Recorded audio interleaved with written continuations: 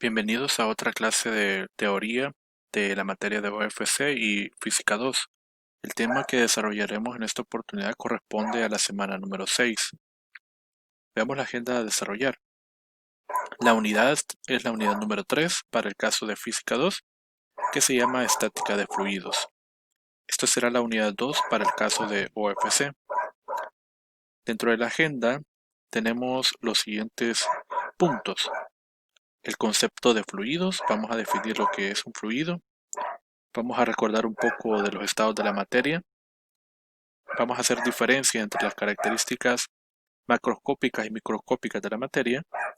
Definiremos algunas cantidades fundamentales para la descripción de los fluidos, que es la densidad absoluta, la densidad relativa y el peso específico. Hablaremos de la fuerza y de la presión, una nueva cantidad que está presente no solamente en los sólidos, sino que también la pueden producir los fluidos. Y hablaremos un poco de la variación de la presión en un fluido que está en reposo. La mecánica de los fluidos es la que se encarga de estudiar tanto los fluidos en reposo como los fluidos en movimiento. En el primer caso se conoce como hidrostática o estática de fluidos y en el segundo caso la conoceremos como la hidrodinámica o la dinámica de los fluidos. Comencemos entonces con el primer contenido, el concepto de fluido. Entendemos un fluido como cualquier cuerpo que tiene la propiedad de fluir, que carece de rigidez y de elasticidad. Como consecuencia, este cede inmediatamente ante cualquier fuerza tendente a alterar su forma, y adoptando así la forma del recipiente que lo contiene. Un fluido tiene la capacidad de atravesar agujeros muy pequeños y de desplazarse con mucha facilidad comparado con los sólidos. Sin embargo, entre los propios fluidos hay algunos que se desplazan aún más rápido que otros. El hecho de que se puedan desplazar con más facilidad va a depender de una propiedad que se va a llamar viscosidad. La viscosidad entendámosla como la resistencia que tienen los propios fluidos internamente al desplazamiento. Es como una fuerza de fricción que les impide desplazarse con facilidad. Comparemos, por ejemplo, el agua y la miel. Si derramamos agua, el agua se desplaza mucho más rápido. Si derramamos miel, tiende a desplazarse con más lentitud. Significa entonces que la miel tiene una viscosidad mucho mayor, una resistencia interna mucho mayor que la que tendría el agua o que la que tiene el agua. Los fluidos no pueden soportar esfuerzos de tensión o esfuerzos de corte porque fácilmente se pueden deformar y permanentemente se están deformando.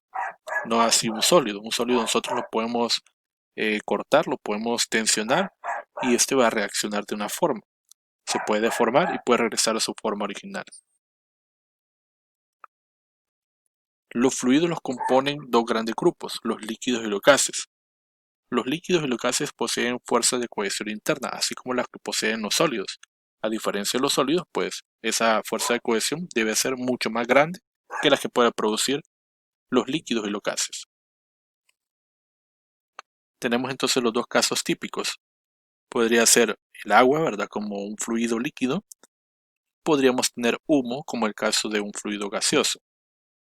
A diferencia de un sólido, un fluido se deforma continuamente bajo la acción de fuerzas cortantes, como lo estaba explicando en un principio.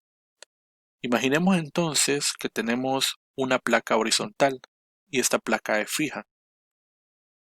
Tenemos otra placa paralela a la anterior, pero esta placa es móvil. Si colocamos en medio de estas dos placas un objeto sólido y le aplicamos una fuerza a la placa superior, es decir, generamos una fuerza horizontal o paralela a la placa, vamos a observar que si este objeto fuera, por ejemplo, vamos a observar, por ejemplo, que si este sólido fuera un cubo hecho de hule, vamos a observar que se va a deformar. Se va a deformar cierta distancia, ¿verdad? Aquí hemos colocado algunos puntos de control en la parte superior que me van a indicar la posición inicial. Cuando hemos aplicado la fuerza, ese sólido se deformó y esos puntos de control se desplazaron. Entonces eso me indica que ha sufrido una deformación. Sin embargo, cuando nosotros dejamos de aplicar esa fuerza, el sólido, esa porción o ese cubo hecho de caucho o de hule, regresa a su posición original si no lo deformamos permanentemente. Si el mismo experimento lo hacemos con un fluido, sucederá lo siguiente. A diferencia de un fluido se deforma continuamente bajo la acción de fuerzas cortantes. Tenemos otra vez la placa fija y la placa móvil. Imaginemos que es posible colocar entre esas dos superficies, entre esas dos placas, un fluido, que lo estamos representando con este pequeño bloque, ¿verdad? Ese es un fluido, que bien podría ser rellenar todo el espacio de las placas con fluido también.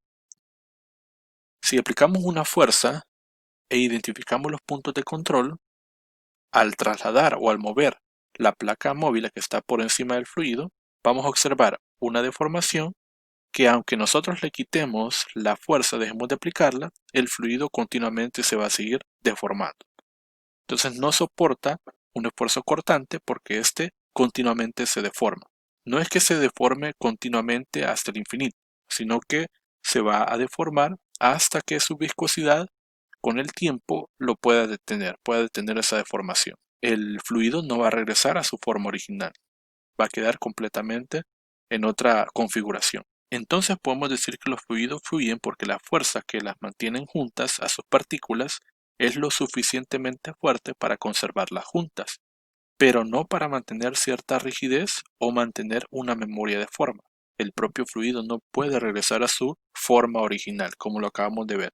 ¿Qué sí pueden soportar los fluidos? Pueden soportar esfuerzos normales o de compresión, como por ejemplo acá, si encerramos a este fluido dentro de un cilindro y sobre la parte superior de ese fluido aplicamos una fuerza, este sí va a poder soportarlo, va a haber una cierta oposición a su deformación. Como por ejemplo si tuviéramos una jeringa, aplicamos con nuestro dedo una fuerza y el émbolo de la jeringa lo que hace es ir desplazando el fluido. En esta posición también es una fuerza normal, es decir, una fuerza perpendicular a la superficie del fluido, y entonces sí va a haber una oposición a esa fuerza. Hablemos de las características macroscópicas y microscópicas que podemos observar en los fluidos. Vamos a añadir también los sólidos. Los estados de la materia son básicamente tres: el sólido, el líquido y el gas. Ahí podemos observar una descripción de la estructura interna de las moléculas o de los átomos que conforman al sólido, al líquido y al gas. Vamos a describirlos en términos bastante generales. Comencemos con los sólidos. Primero, tienen una forma propia. En todo momento yo voy a observar que el sólido tiene siempre la misma estructura, a no ser que yo le aplique una fuerza grande para poderlo deformar o fracturar o romper. Tiene una forma definida. Eso significa que ellos tienen también un volumen definido. Yo podría venir con un instrumento de medición, una regla, y comenzar a medir, por ejemplo, si es un cubo, cuál es el ancho, el largo, el alto, y definir ahí su volumen. Ese volumen sería constante. Las fuerzas que mantienen unidas a las moléculas y a los átomos para generar la estructura del sólido son de magnitud fuerte o muy fuerte, ¿verdad? Tienen que ser muy intensas para que la forma que posea el sólido se mantenga constante. Algunos sólidos pues podrían ser como sólido blando, ¿verdad? Más sin embargo, esa categoría no la vamos a tomar en cuenta. Consideramos un sólido con una estructura muy fuerte y muy bien definida. Las partículas del sólido están ordenadas y ocupan posiciones fijas. A pesar de que lo que estamos viendo acá es como una estructura de un cubo, esas moléculas realmente, más adelante vamos a ver que sí tienen un cierto grado de movimiento, una vibración. Una vibración que sucede a la temperatura ambiente, es decir, toda sustancia por tener una temperatura va a tener un movimiento. Entre más grande sea esa temperatura, su movimiento va a ser más grande. Los sólidos también son incompresibles. Esto significa que muy difícilmente podemos cambiar su volumen con fuerzas moderadas. Tienen que ser fuerzas muy intensas como para poderlos deformar o poder cambiar su tamaño. La incomprensibilidad tiene que ver con que el volumen permanece constante. Algunas características para los líquidos. A diferencia de los sólidos, no poseen una forma propia. Esta forma va a depender de dónde estén almacenados o contenidos.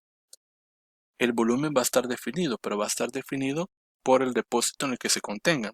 Por ejemplo, si están en una especie de depósito cúbico, si adoptan toda la forma del depósito o parcialmente la forma del depósito, podríamos determinar cuál es el volumen de ese líquido. Las fuerzas de cohesión entre las moléculas son moderadas. Para más o menos sostener la estructura del líquido, deben existir algunas pequeñas fuerzas que así lo permitan. No están en total libertad, pero tampoco en total rigidez. Las partículas están desordenadas, pero relativamente unidas. Y en el caso de los líquidos, al igual que los sólidos, estos son incompresibles. No podemos modificar tan fácilmente su volumen.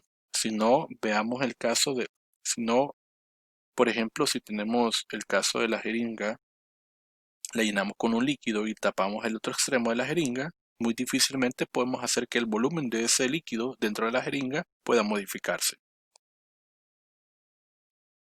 En el caso de los gases, podemos observar que su forma tampoco está definida, dado que las moléculas andan más libremente, más sueltas, la forma que tenga el gas va a ser bastante complicada. Van a poseer un volumen definido siempre y cuando se mantengan confinados en un depósito, como puede ser un tanque, puede ser una botella, etc. Ahora, a diferencia de los líquidos, los gases ocupan todo el espacio del depósito. Los líquidos podrán ocupar todo el espacio, pero si es poco líquido dentro de un contenedor grande, el espacio que utilizan es solamente una parte de todo. Y las fuerzas de cohesión, como se debería esperar aquí en los gases, son de intensidad muy débiles o prácticamente no tienen fuerzas de cohesión. Las moléculas de gas o las partículas de gas andan libremente con un movimiento aleatorio a ciertas velocidades. Ese movimiento nosotros lo podríamos alterar modificando la temperatura del gas. Las partículas están desordenadas y con total libertad. Son compresibles, es decir que ahora los gases son más fáciles de modificar su volumen. Tenemos por ejemplo un globo lleno de helio, por ejemplo, lo comprimimos con nuestras manos, modificamos su volumen. Son fácilmente compresibles. Ahora, de todas estas características que hemos visto, las que son, por ejemplo, la fuerza de cohesión, el orden de las partículas, esas se refieren a las características microscópicas, porque nosotros no las podemos ver, no las podemos apreciar con nuestros sentidos. Sin embargo, la forma que tengan, o el volumen que tengan, o el hecho de que sean compresibles o no, sí lo podemos interpretar a través de nuestros sentidos, siendo estas entonces características macroscópicas. Hablemos un poco ahora de los estados de la materia. Como mencioné, existen tres estados: el sólido, el líquido y el gas. En primer lugar, veamos que el sólido, a pesar de que tiene una estructura bien definida y las moléculas poseen una posición casi definida también o una posición fija, sí existe un movimiento de vibración. Hagamos de cuenta y caso que estas moléculas están unidas por fuerzas de cohesión que bien pueden interpretarse como si fueran resortes. Es decir, que tenemos un gran conjunto de sistemas masa-resortes conectados entre sí, de tal forma que estas moléculas, las masas, solamente se pueden mover de un lado a otro, vibración. Los líquidos, las moléculas se mantienen relativamente unidas, no tienen una estructura definida como tal, como en el caso de los sólidos, y simplemente están con un movimiento un poco más grande, ¿verdad? Ese movimiento no es lo suficientemente amplio o no es lo suficientemente fuerte como para romper esos enlaces. ¿Cómo podemos romperlos? Por ejemplo, aumentando la temperatura de este líquido para que la energía de vibración de estas partículas o de estas moléculas aumente y entonces se rompan los enlaces, creando así entonces el estado gaseoso, donde podemos observar que hay más amplitud, más movimiento, un movimiento desordenado o aleatorio, pero las partículas no están regidas por una fuerza de cohesión, simplemente tienen un movimiento bastante desordenado con cierta velocidad. Algunas propiedades que debemos de definir sobre los fluidos y sobre los sólidos son las siguientes. Son propiedades muy utilizadas en la estática de los fluidos y en la dinámica de los fluidos. Primero, lo que es la densidad o la densidad absoluta. Una densidad se va a definir como la relación o la razón entre la masa de la sustancia y su volumen.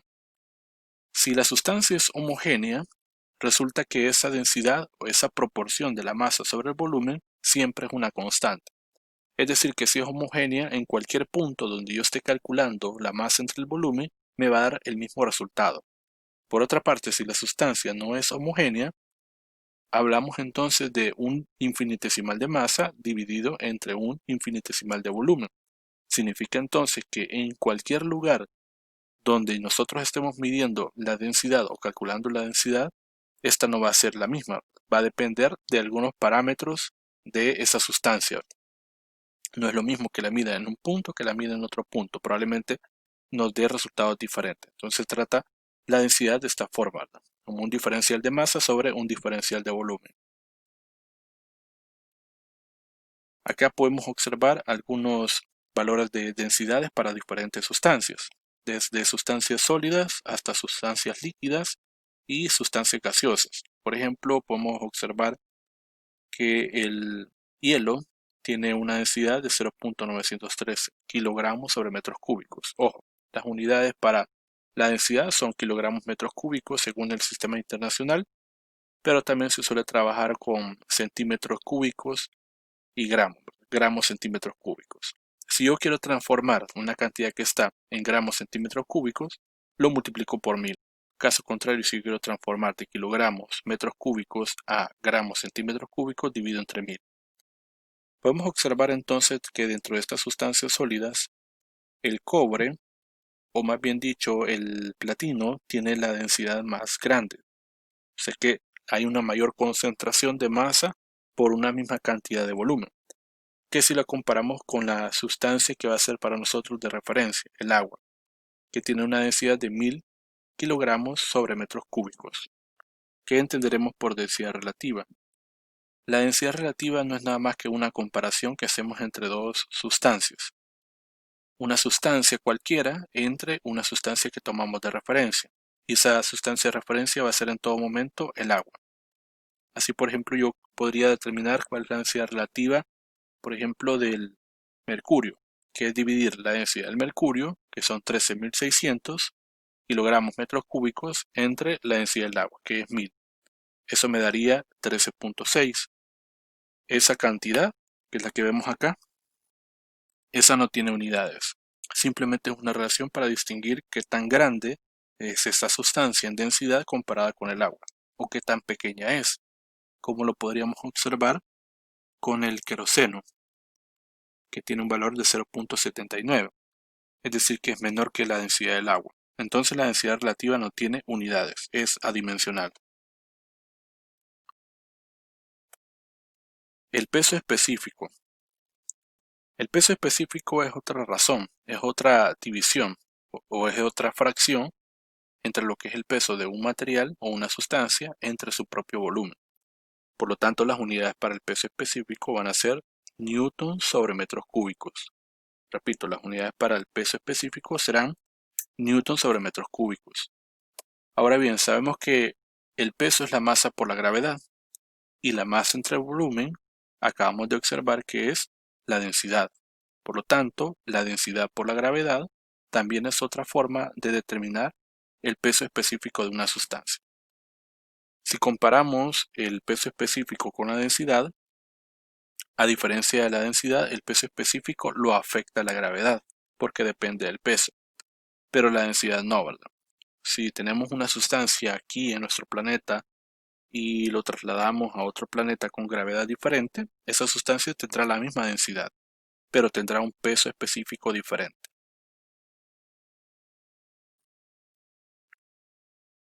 Hablemos ahora de lo que es la fuerza y la presión. Sabemos que la fuerza es aquello que puede producir una deformación, un movimiento, etc.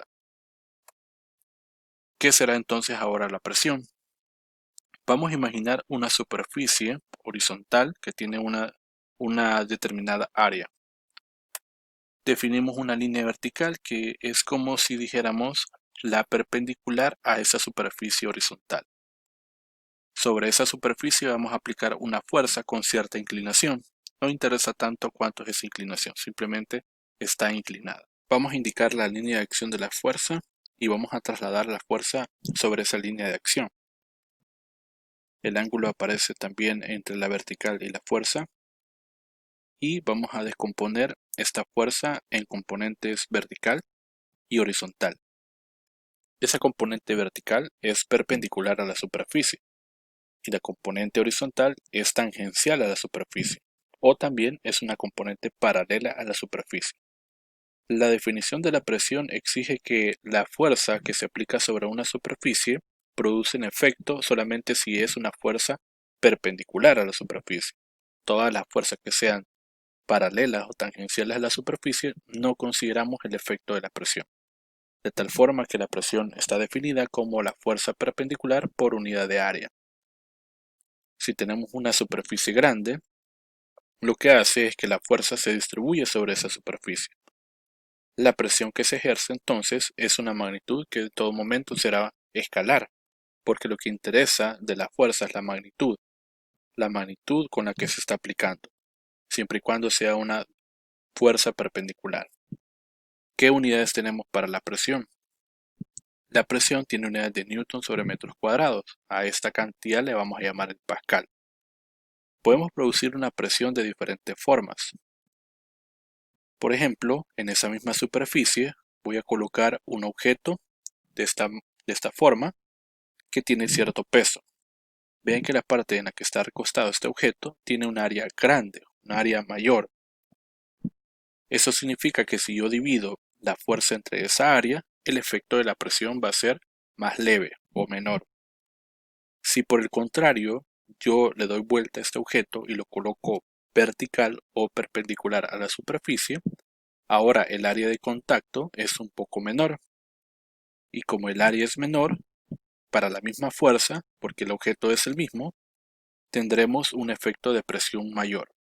Esto puede explicar, por ejemplo, por qué es más cansado estar un buen rato de pie, dado que nuestro peso se distribuye nada más en un área muy pequeña que sería la planta de nuestros pies, a que si estuviéramos acostados.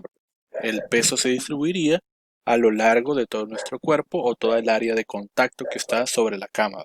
Entonces es más cómodo estar acostado que estar de pie por efecto de la presión. ¿Cómo sería el comportamiento de la presión en un fluido? Lo vamos a representar para el caso de un líquido. Tenemos un depósito que está completamente lleno de un fluido líquido. Podemos imaginar que ese fluido está compuesto por una gran cantidad de capas, como si se tratara de una cebolla. Todas esas capas están unas encima de la otra. Lo representamos acá. Imaginemos que tenemos 6 capas de ese fluido. Es lógico pensar que entre más capas estén por encima de un punto donde yo quiero saber cuál es la presión, más es el efecto del peso y por lo tanto más debe de ser el efecto de la presión. Como si tuviésemos una pila de ladrillos. Entre más ladrillos estén apilados unos sobre los otros, el efecto de la presión se va a intensificar porque estamos aumentando la magnitud de la masa y por ende la magnitud del peso que está siendo aplicado sobre una misma superficie. En la superficie del fondo podemos asegurar que la cantidad de capas que se soporta sobre ese lugar es la mayor posible.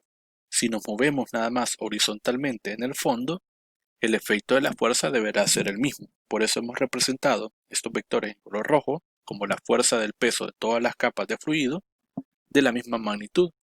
Entonces significa que la presión que se ejerce sobre la superficie del fondo debe ser la misma y debe ser mayor que las que están en los puntos anteriores. No así las partes laterales de este contenedor. El fluido líquido ejerce presión y ejerce fuerzas sobre todos los puntos del contenedor, sobre todas las paredes del contenedor. Pero, a diferencia de las fuerzas que están en el fondo, las que están en los costados, estas van incrementando. ¿Por qué? Porque a medida que vamos en profundidad, aumenta el número de capas y por lo tanto debería de aumentar también el efecto de la fuerza. Noten también que los vectores que representan las fuerzas que se aplican sobre las paredes laterales del contenedor siempre son las fuerzas perpendiculares o son las componentes perpendiculares a esa superficie. No son las componentes tangenciales porque el efecto de la presión solamente se define en base a la fuerza perpendicular. Bajo esas hipótesis podemos decir que el punto 1 y el punto 2 tienen diferente presión. De hecho, el punto 2 tendrá mayor presión que el punto 1 porque la cantidad de capas que puedo observar sobre el punto 2 es mayor. De hecho, tendríamos 3 capas. Sin embargo, el punto 3, que está hasta el fondo del depósito, tendrá la mayor presión posible para este contenedor. Ahora, ¿qué pasará con un punto que tenga una misma ubicación que el punto 1? Tendrá la misma cantidad de capas sobre él y por lo tanto tendrá la misma presión que el punto 1. Las conclusiones a las que podríamos llegar en este momento serían las siguientes: que la presión del punto 3 es mayor que la presión del punto 2 y mucho mayor que la presión del punto 1. Que la presión del punto 1 es igual a la presión del punto 4. En breve vamos a observar que estas hipótesis que nosotros estamos planteando ahorita van a resultar muy acordes a la realidad. Aquí tenemos una tabla de unidades de presiones. La presión puede ser expresada no solamente en newton sobre metros cuadrados o pascal.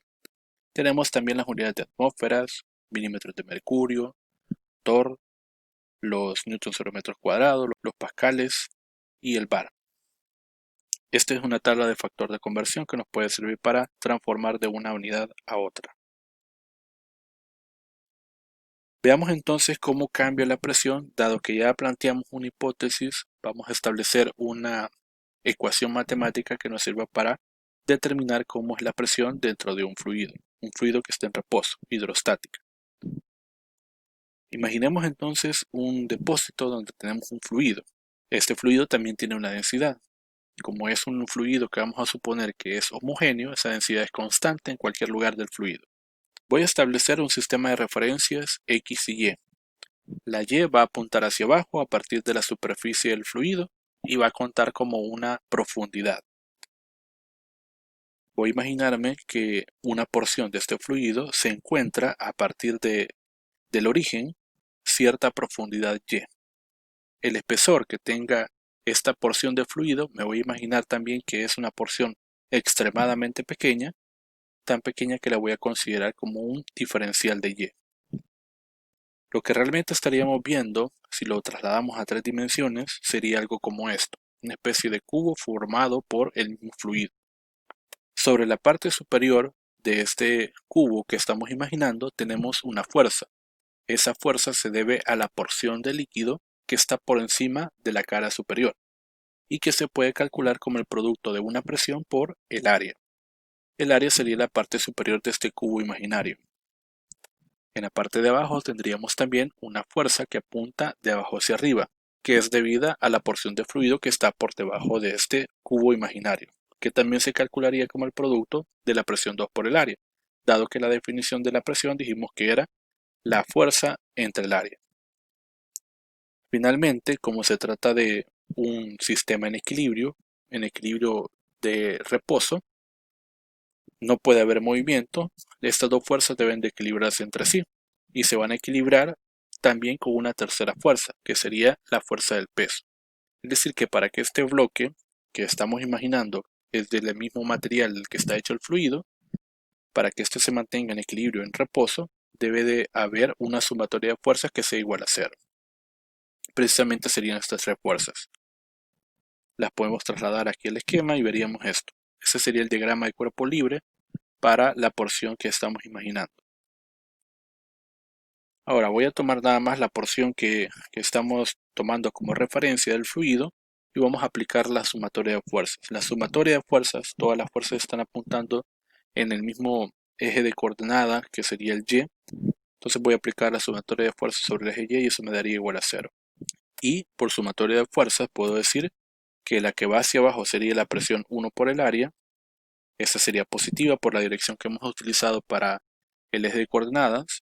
Hacia arriba sería negativo, correspondería a la presión 2 por el área.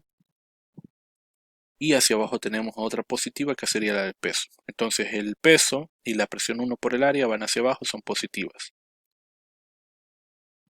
Desarrollamos el peso. El peso es la masa por la gravedad. Como es una masa, una porción pequeña de fluido que estoy imaginando, eso sería un diferencial de masa por la gravedad. Ahora, la masa se relaciona con la densidad. Ya dijimos que la densidad es una proporción entre la masa y el volumen. Como es una masa pequeña, Eso se puede representar como la densidad por un diferencial del volumen. Entonces reemplazamos ese diferencial de masa en la ecuación anterior. Nos quedaría lo siguiente. Ahora voy a representar la presión 1 como una presión P, simplemente una presión P. Si nos movemos más hacia abajo del punto, si nos movemos más hacia abajo desde la cara superior de este bloque, eso indicaría que estamos aumentando la profundidad y según nuestra hipótesis a mayor profundidad debería haber mayor presión. Entonces la presión 1, que es la que se ejerce en la parte superior, sería el producto de la presión por el área y la presión 2 se puede expresar en términos de esa presión P como una presión P más un incremento de presión, que es lo que vemos acá. Esta sería la presión P más un incremento de presión. Decir que la presión 2 es mayor que la presión 1. Bien, ahora vamos a sacar de este paréntesis, haciendo la propiedad distributiva. Bien, ahora vamos a multiplicar el área por la presión y el área por el diferencial de presión. Fijándonos entonces acá que este producto de presión por área con este producto de menos presión por área se cancelan. Los podemos eliminar. Y nos quedaría nada más estos dos términos. Vemos entonces acá que estos dos términos, este es negativo, este es positivo y esto es igualado a 0. Al pasar este término a este lado, se hace negativo y se cancela con este negativo. Aquí hay algo importante. Si este bloque tiene un espesor de Y, esta altura de y yo multiplico esto por el área, eso sería el diferencial del volumen. Podemos trabajarlo de esta forma. El diferencial del volumen es la altura por el área de ese bloque. Bueno, si se dan cuenta, densidad, gravedad y área son constantes. Lo voy a colocar de esta forma y ahora sí voy a eliminar el área. Aquí están eliminadas y simplemente estoy dándome cuenta de lo siguiente. Voy a pasar a dividir el diferencial de Y a este lado. Tenemos lo siguiente.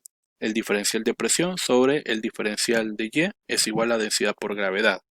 Esta cantidad de acá resulta ser positiva cuando nosotros seleccionamos que Y sea una profundidad. Pero resulta ser negativa esa cantidad cuando nosotros tomamos de referencia que Y es una altura.